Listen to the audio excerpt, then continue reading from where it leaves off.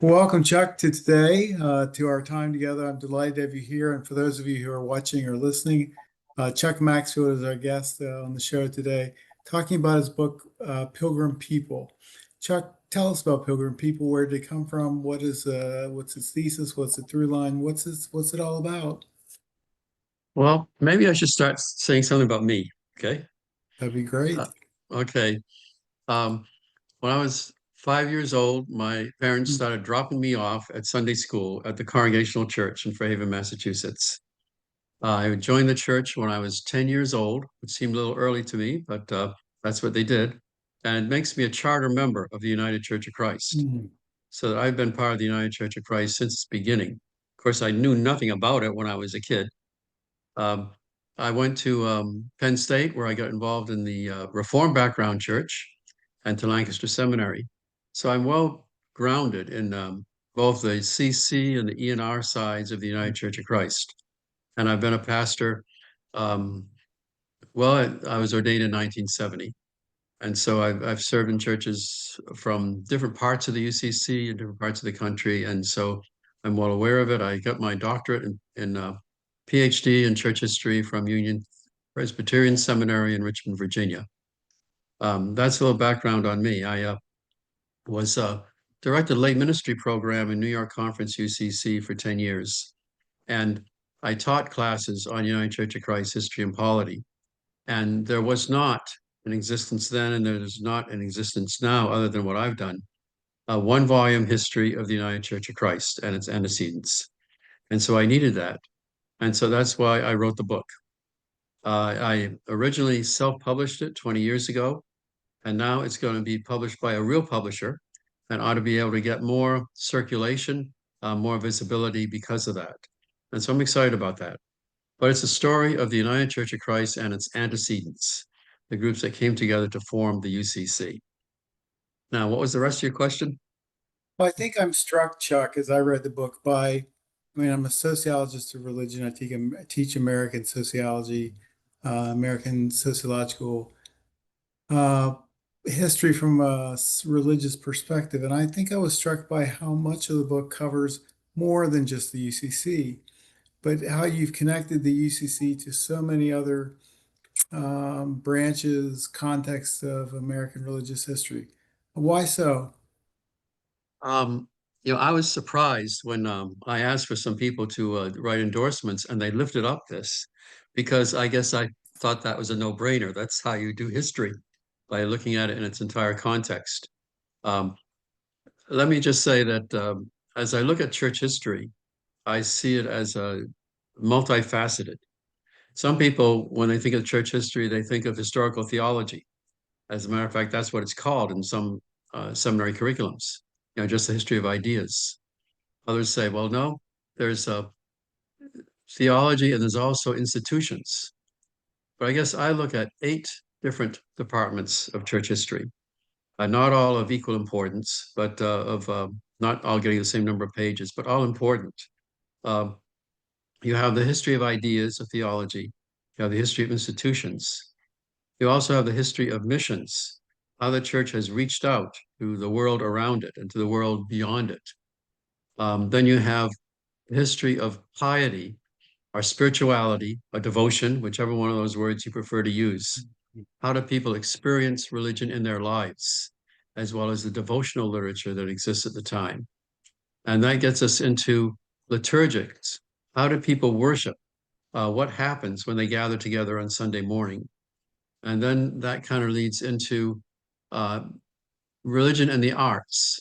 And the arts relating to the church, we think mostly of hymns and architecture, although there's other things. But we get into the arts, the hymns, and the architecture, certainly.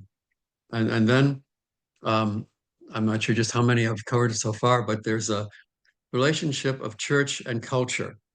How does the church influence the culture? How does the culture influence the church?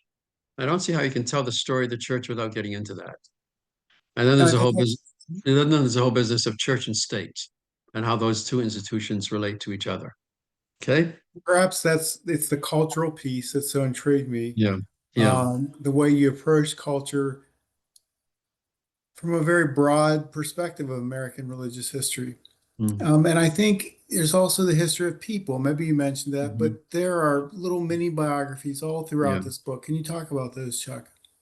Yeah, the name of the book is Pilgrim People. And so it does involve people. And one of the changes I've made in this edition from what I had before is to put in about 50 sidebars with one or two paragraph descriptions of different people who were part of the United Church of Christ and its antecedents. And I think this gets people's attention. And this book can be used as an individual reading it, or it can be used as a textbook. And I always have in the back of the mind, if it's used as a textbook, how it can be used. And certainly some of the Pilgrim people, the individuals might be a jumping off point for assignments in a class to look further into some of these different people who were an important part of our story. Yeah, again, as I teach sociology of religion, of American religion, I've struggled to find a text that was comprehensive and yet Mhm. accessible to my students. And Mhm. I really think this book is. Chuck, the timing of the release of this book is right around the conference of the United Church of Christ. Um, why is that important, or what might that be important to release it at this time? Unfortunately, we're not going to get it all together before the General Synod, which meets once every 3 years. But that would be a great time to do it. And hopefully we'll have it out in the fall and be usable. But we want to talk about it at Synod so that people know about it. Again, this is the only one volume history of the UCC. It's not an official history, and it's not commissioned or endorsed by the denomination, which gives it a little bit of independence. Mhm. I don't have to follow the party line. I can be more critical if I think it needs to be done.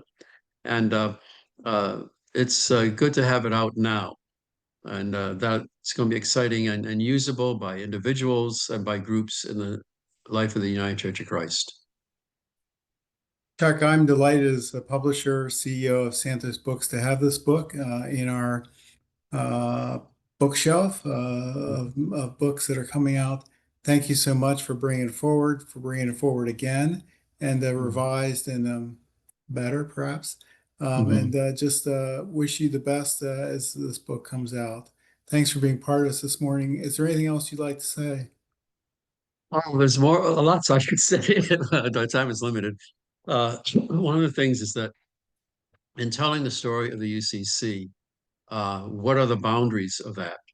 And you can't tell the story without also talking about some of the other groups that it worked with. Congregationalists and Presbyterians working together and settling the West, Reformed and Lutheran worshiping together in union churches, Christian disciples working as hard to distinguish them in the Ohio Valley. All that has to be a part of the story. And then the independent, sort of independent missionary societies that became part of the UCC, that's all part of the story. And my background as a pastor, I'm interested in those things that I think would interest pastors and local churches. And also, where my dissertation work was in missions, I'm aware of the whole mission of the church and how that relates to the entirety. So those are important too. Thanks. Yeah, I think the mission, the ethnicity, the culture, the people. I mean, this book has about Mhm. everything, Chuck. Mhm. Mhm. I just One, go ahead. No, go ahead. yeah, in telling the history of the UCC, we go back and say, what are the roots in Germany and what are the roots in England? But it's Mhm. also important to say, what are the roots in Samoa? What are the roots in Philippines? And so getting back into those roots too, Mhm. the various groups, the beautiful diversity that is the UCC. And that's what I celebrate as a member of the UCC, the wonderful diversity that exists of people as one community in spite of all the differences that we have. It's Pentecost all over again. Well, I think we'll end on that note. It's Pentecost all over again. Mhm. Thanks, Chuck, for being with us. Thank you for bringing forth this book.